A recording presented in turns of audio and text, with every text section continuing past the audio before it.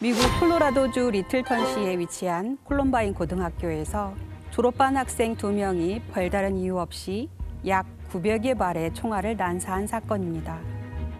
에릭 해리스와 딜런 클리볼드는 총과 폭탄으로 무장하고 학생 12명과 교사 1명을 살해하고 24명에게 부상을 입힌 다음 스스로 목숨을 끊었다. 역사상 최악의 학교 총기 난사 사건이었다. 일명 콜럼바인 총격 사건으로 불리는데요. 당시 언론에서는 이 사건에 대해 웅장하게 계획됐고 끔찍하게도 만약에 그것이 실현되었다면 총기 난사뿐만이 아닌 폭탄 테러였을 것이라고 보도하기도 했습니다. 가해자 에릭 해리스와 딜런 클리볼드가 본래 카페테리아에 2개의 폭탄을 설치해 터뜨릴 계획이었지만 기폭 장치가 작동되지 않았기 때문이죠. 만약 그 폭탄들이 터졌다면 사상자는 크게 늘어날 수 있었습니다. 당시 카페테리아 내에는 약 500명의 학생이 있던 것으로 추정되었는데요. 폭탄이 작동하지 않자 두 학생은 총을 들고 학교 안으로 들어가 돌아다니며 총을 난사합니다. 이후 이들은 출동한 경찰과 총격전을 벌이던 중 스스로 목숨을 끊는 극단적인 선택을 합니다. 당시 피해자와 가해자 모두 아이들이었기에 사회적 파장이 더더욱 컸습니다. 그 끔찍한 날 뒤로 16년이 흘렀다. 그 16해를 나는 아직도 여전히 알 수 없는 일을 이해하려고 애쓰는 데에 바쳤다. 그리고 누구보다도 나 자신에게 묻고 또 물었다. 내가 대체 무엇을 놓친 건지, 어떻게 그걸 놓칠 수 있었는지. 엄밀하고 철저하게 우리 가족의 삶을 파헤치고 일상적 사건이나 대화를 곱씹어 보며 내가 놓친 단서를 찾았다. 나는 가해자의 엄마입니다는 제목 그대로 콜럼바인 총격 사건의 가해자 딜런의 엄마 수 클리볼드가 쓴 책입니다. 책에는 저자 수가 사건이 벌어지기까지 무엇을 어떻게 왜 놓친 건지 의문의 퍼즐 조각들을 끼워 맞추려고 자신과 아들의 삶을 파헤치고 일상을 곱씹어보는 과정이 고스란히 담겨 있습니다.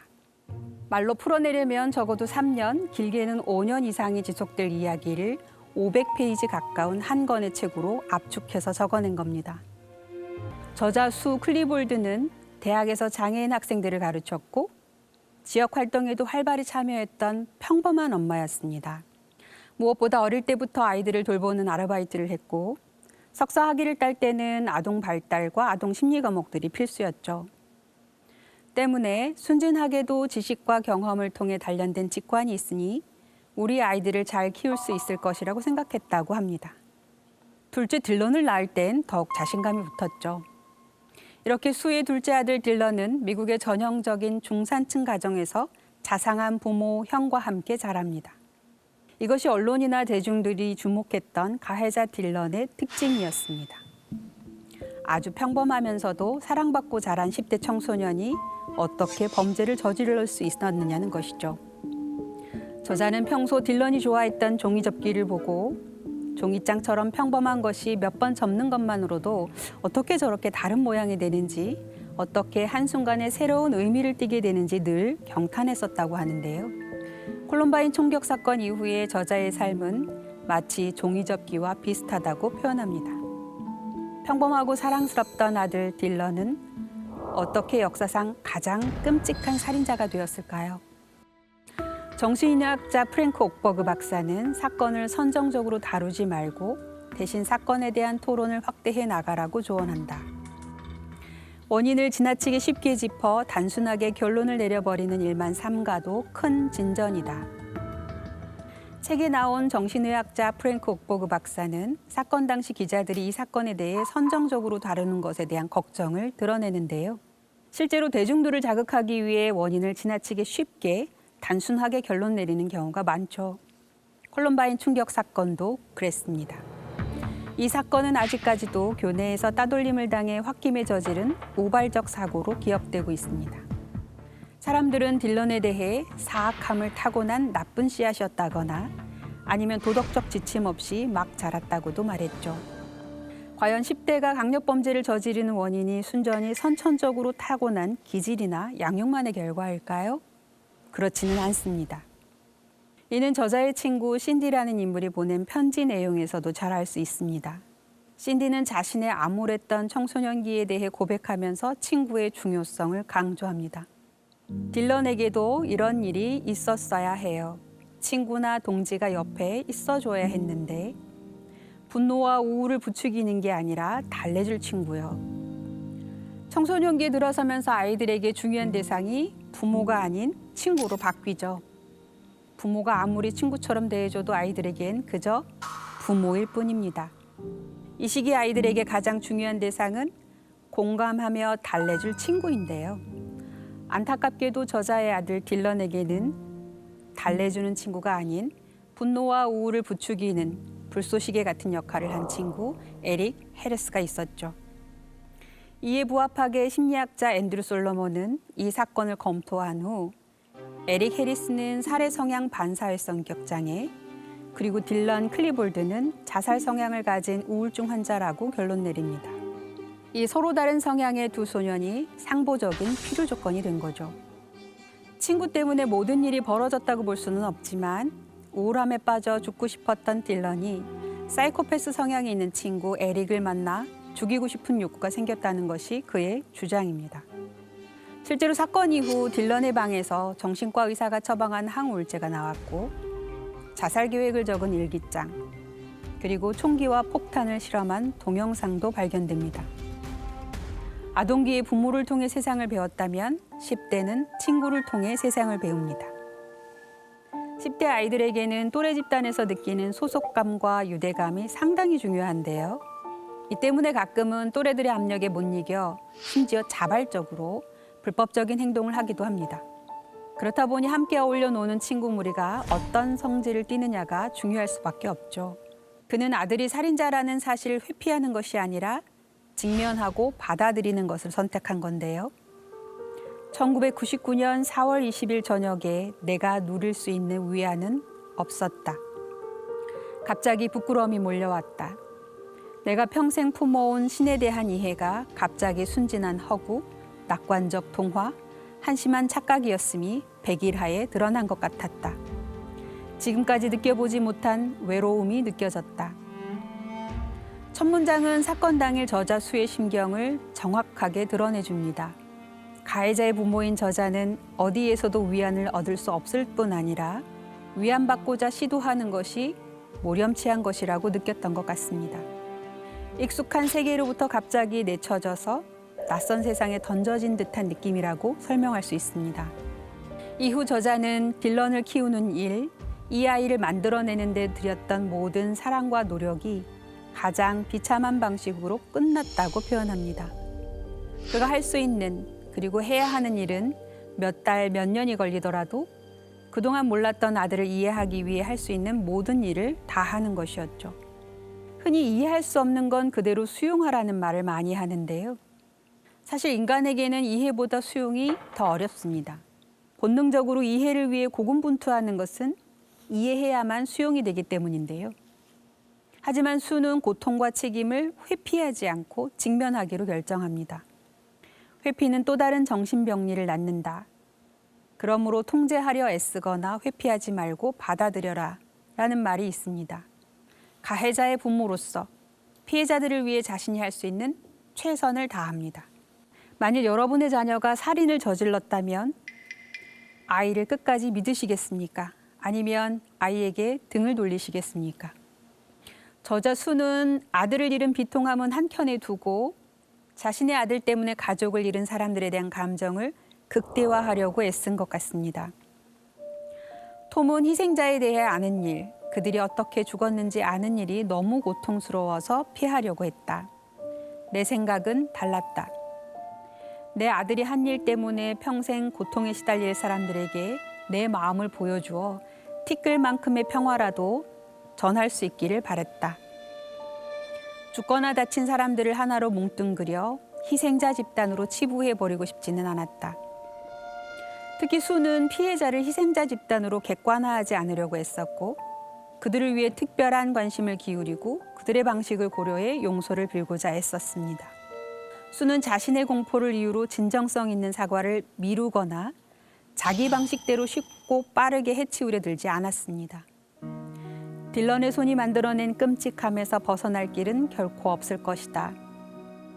다른 곳으로 간다고 하더라도 진실로부터, 그 낙인으로부터 멀어질 수는 없었다. 어디로 가든 이 공포스러운 현실은 우리를 따라올 것이다.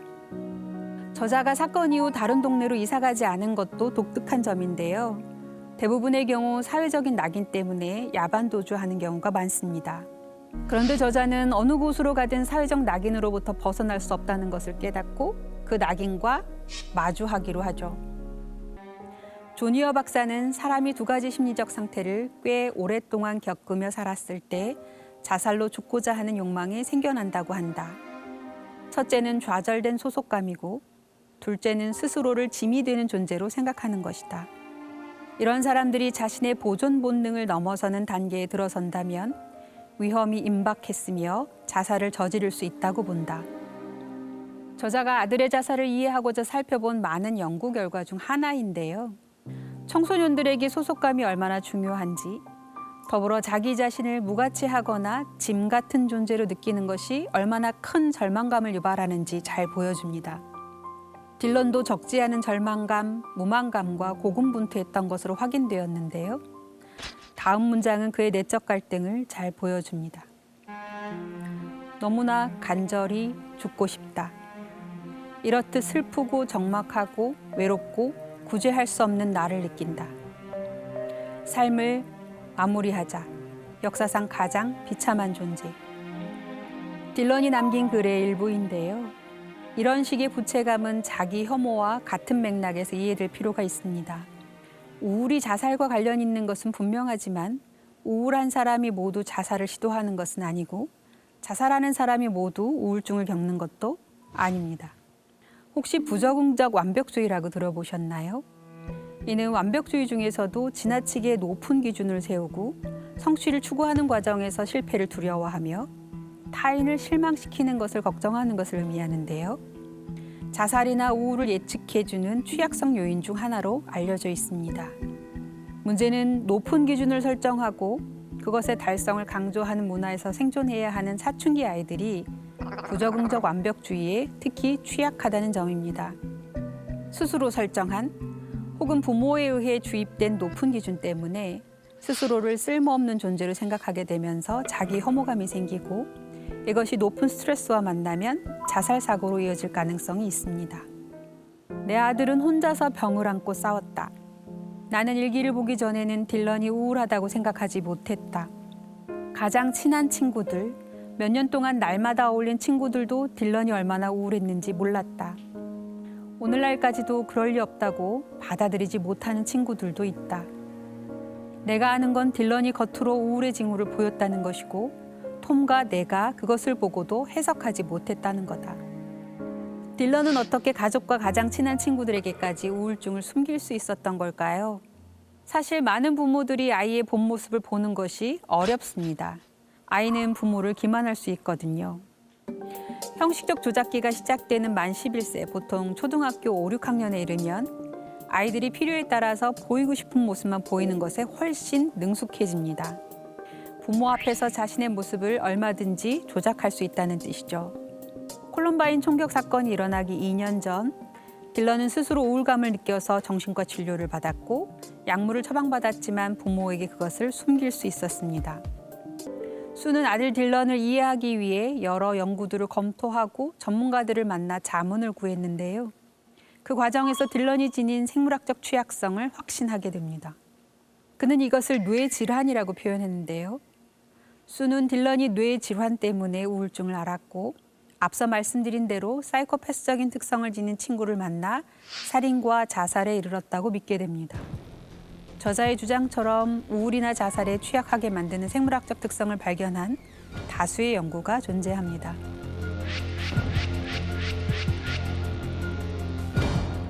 사실 우울뿐 아니라 조현병이나 양극성 장애를 포함한 여러 정신의학적 질환이 생물학적 취약성과 스트레스의 상호작용에 의해 발병하거나 악화된다는 것은 이미 잘 알려져 있습니다. 이를 취약성 스트레스 이론이라고 하는데요. 쉽게 설명하자면 생물학적 취약성은 총알이고 총의 방아쇠는 스트레스로 비유할 수 있습니다. 생물학적 취약성, 즉 총알이 없는 사람은 스트레스를 받아 방아쇠가 당겨져도 총알이 발사될 수 없으므로 정신적 질환을 앓지 않게 되지만 생물학적 취약성이 있는 사람은 감나력을 넘어서는 강한 스트레스를 받게 되면 정신질환이 발병하게 됩니다. 사실 이러한 논리는 자칫 확증 편향을 불러일으킬 수 있는데요. 그들이 말하는 생물학적 취약성이 과학적 검사를 통해 확인 가능한 뇌의 명백한 구조적 혹은 기능적 장애만이 아니라는 점입니다. 결과적으로 누군가 정신질환에 걸리면 막연히 그가 객관적 검사를 통해 측정할 수 없는 생물학적 취약성을 가지고 있다고 쉽게 결론 내리고 더 이상 원인을 탐색하지 않게 되는 부작용이 생길 수 있습니다. 더욱이 한참 성장 중인 사춘기의 뇌는 일시적으로 상당히 취약한 상태에 놓입니다. 인간의 뇌는 사춘기에 접어들면서 대대적인 신경망 공사를 하게 되는데요. 일시적으로 뇌세포가 폭증했다가 만 16세에서 17세에 이르러 선택과 집중을 하면서 불필요한 세포를 제거하기 시작합니다. 문제는 뇌세포가 골고루 폭증한 것이 아니라는 점입니다. 안타깝게도 정서의 뇌로 알려진 변형계는 급속도로 성장하는 반면 합리적이고 이성적인 판단을 내리는 전전두엽은 가장 더디게 성장합니다. 이 때문에 일시적으로 질풍노도의 뇌를 지니고 살아가야 하는 상황에 놓입니다. 이 시기가 각종 정신질환과 행동 문제가 빈발하는 것도 이 때문일 수 있습니다. 그렇다면 어떻게 해야 할까요? 더디게 크는 전전두엽을 빠르게 성숙시키는 묘책은 따로 없습니다. 그저 기다려주는 것, 시행착오를 통해 성숙한 신경망을 구축하도록 다양한 기회를 제공하는 것이 최선입니다. 필요에 따라서는 부족한 전전두엽의 기능을 부모나 스승이 도와주는 것이 중요할 수 있습니다. 자살유족 모임에서 몇 년을 활동하면서 많은 사람들이 문제가 있다는 사실을 몰랐거나 나처럼 위중함을 과소평가했다. 무언가가 심각하게 잘못되었다는 인식이 이미 돌이킬 수 없는 파국의 한순간에 쾅 하고 처음으로 우리 삶에 들이닥쳤다.